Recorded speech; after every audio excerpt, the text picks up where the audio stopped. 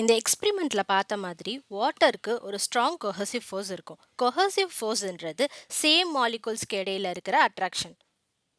Water மாலிகூல்ஸ்க்கு cohesive force எல்லா டைரக்ஷன்லயும் act ஆகும். ஆனா வாட்டர்ல இருக்க சர்ஃபேஸ்ல இருக்க மாலிகூல்ஸ்க்கு டவுன்வர்ட்ல மட்டும்தான் அந்த கொஹசிவ் ஃபோர்ஸ் ஆக்ட் பண்ண முடியும். ஏன் அப்படின்னா அதோட அப்பர் சர்ஃபேஸ்ல அதுக்கு அட்ராக்ட் பண்றதுக்கு எந்த ஒரு மாலிகூல்ஸும் இருக்கிறது இல்ல.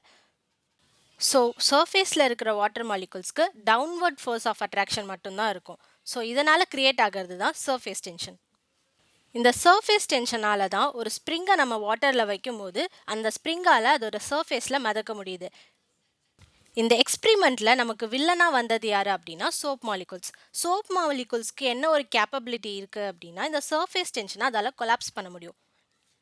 சோப் மாலிகூல்ஸோட ஸ்ட்ரக்சரை நம்ம ரெண்டு பார்ட்ஸாக டிவைட் பண்ணலாம். ஒன்று வந்து ஹைட்ரோஃபிலிக் ஹெட், இன்னொன்று ஹைட்ரோஃபோபிக் டெய்ல். இந்த ஹைட்ரோஃபிலிக் ஹெட் என்ன பண்ணும் அப்படின்னா சர்ஃபேஸில் இருக்க வாட்டர் மாலிகூல்ஸ் மேலே உட்காந்து ஒரு ஃபோர்ஸ் ஆஃப் அட்ராக்ஷன் கொடுக்கும். இந்த ஃபோர்ஸ் ஆஃப் அட்ராக்ஷன் அப்வர்ட் டைரக்ஷனில் ஆக்ட் ஆகும்.